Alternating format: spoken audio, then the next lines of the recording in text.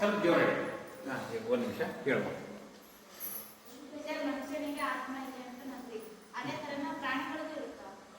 ಈಗ ಪ್ರತಿಯೊಂದು ಜೀವಿಯಲ್ಲಿ ಒಂದು ಚೈತನ್ಯದ ಇಂಗ್ಲಿಷ್ ವರ್ಗ ಅಂದರೆ ಜೀವ. ಆ ಜೀವಕ್ಕೆ ನಾವು ಏನು ಹೇಳ್ತೀವಿ? ಆತ್ಮ ಅಂತ ಹೇಳ್ತೀವಿ. ನಮ್ಮ ಸನಾತನ ಧರ್ಮದಲ್ಲಿ ಅದು ನಾವು ಆತ್ಮ ಅಂತ ಹೇಳ್ತೀವಿ. ಆತ್ಮ ಬೇರೆ, ಮನಸ್ಸು ಬೇರೆ. ಆತ್ಮ ಬೇರೆ, ಮನಸ್ಸು ಬೇರೆ. ನೀವು ಆತ್ಮ ಪವಿತ್ರ ಆಗಿರೋದ್ರಿಂದ ಆತ್ಮ ಯಾವಾಗಲೂ ಒಳ್ಳೆಯದನ್ನೇ ಹೇಳುತ್ತೆ. ಮನಸ್ಸಲ್ಲಿ ಬೇರೆ ಬೇರೆ ವಿಚಾರ ಬರ್ತವೆ, ಬಟ್ ಆತ್ಮ ಹೇಳೋದು ಮಾತ್ರ ಒಳ್ಳೆಯದನ್ನೇ ಮಾಡುತ್ತೆ. ನೀವು ಆತ್ಮನ ವಿಚಾರವನ್ನು, ಆತ್ಮನ ದಾರಿಯಲ್ಲಿ ನೀವು ಸಾಗಿದರೆ, ಅದು ಹೇಳ್ದಾಗ ಕೇಳ್ಕೊಳ್ತಾ ಹೋದರೆ ನಿಮಗೆ ಒಳ್ಳೆ ಕೆಲಸನೇ ನೀವು ಮಾಡ್ತೀರ. ಆ ಒಳ್ಳೆ ಕೆಲಸದಿಂದ ಏನಾಗುತ್ತೆ? ಒಳ್ಳೆ ಕರ್ಮ ಮಾಡ್ದಂಗಾಗುತ್ತೆ. ನಿಮಗೆ ಕರ್ಮ ಅಂದರೆ ಕೆಲಸ ಅಲ್ವಾ? ನೀವು ಕೆಲಸ ಮಾಡೋದಕ್ಕಿಂತ ಮುಂಚೆ ವಿಚಾರ ಮಾಡಿರ್ತೀರಲ್ವಾ? ನೀವು ಯಾವುದೇ ಕೆಲಸ ಆಗಲಿ ಶುರುವಾಗೋದ್ರಿಂದ ವಿಚಾರ ಹೋಗೋದ್ರಿಂದ ಮನಸ್ಸಿಂದ. ಹಾಗಿದ್ರೆ ನಾವು ಮಾಡೋ ಪ್ರತಿಯೊಂದು ಕೆಲಸ ಚೆನ್ನಾಗಿರ್ಬೇಕಂದ್ರೆ ಮನಸ್ಸೇ ಅದ್ರ ಮೂಲ ಯಾವುದು? ಮನಸ್ಸಲ್ವಾ? ಆ ಮನಸ್ಸನ್ನು ಚೆನ್ನಾಗಿರಬೇಕು. ಆ ಮನಸ್ಸನ್ನು ಚೆನ್ನಾಗಿರೋ ದಾರಿ ಯಾವುದು? ಆತ್ಮನ ದಾರಿಯಲ್ಲಿ ನಾವು ನೋಡಿದ್ರೆ ಮನಸ್ಸು ಚೆನ್ನಾಗಿರುತ್ತೆ. ಹಾಗಿದ್ರೆ ಆತ್ಮನ ದಾರಿಯಲ್ಲಿ ನಡೆಯೋದು ಹೇಗೆ? ಏನಂದ್ರೆ ಆತ್ಮನ ದಾರಿಯಲ್ಲಿ ನಡೆಯೋದು ಹೇಗೆ ಅಂದರೆ, ಆತ್ಮನಿಗೆ ಕೆಲವು ಗುಣಗಳಿದ್ದಾವೆ. ಏನು ಗೊತ್ತಾ? ಆತ್ಮ ಯಾವಾಗಲೂ ಸಂತೋಷದಿಂದ ಇರುತ್ತೆ, ಯಾವಾಗಲೂ ತೃಪ್ತಿದಾಯಕ,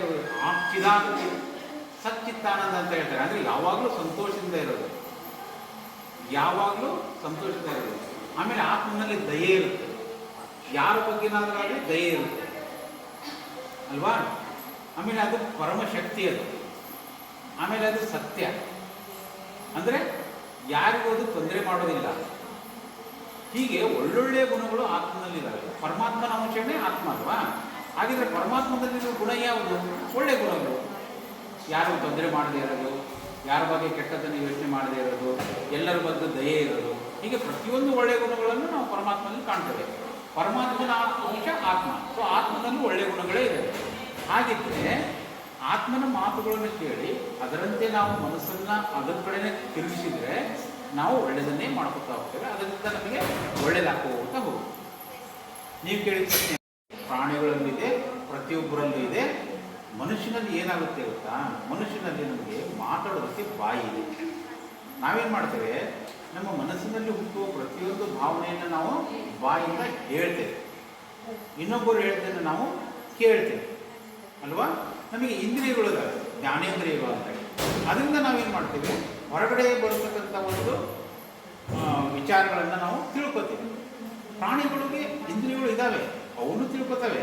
ನಾಯಿಗೆ ನೋಡಿ ಎಷ್ಟು ಪವರ್ ಇದೆ, ವಾಸನೆ ನೋಡಿಕೊಂಡು ಎಲ್ಲಾದರೂ ಹೋಗ್ತದೆ, ಹೌದಾ? ಆಮೇಲೆ ಅದರ ಕಿವಿಗಳು ಬಹಳ ಸೂಕ್ಷ್ಮ ಇರ್ತವೆ, ಸ್ವಲ್ಪ ಸೌಂಡ್ ಬಂದರೆ ಅದು ಬೋಳುತ್ತೆ. ಹಾಗೆ ಪ್ರತಿಯೊಬ್ಬ ಮನುಷ್ಯನಿಗೂ ಆ ಶಕ್ತಿ ಇದೆ. ಆದರೆ ಮುಖ್ಯ ಏನು ಗೊತ್ತಾ? ಆತ್ಮ. ಅದರಿಂದ ನೆಕ್ಸ್ಟ್ ಮುಖ್ಯ ಏನು? ಮನಸ್ಸು.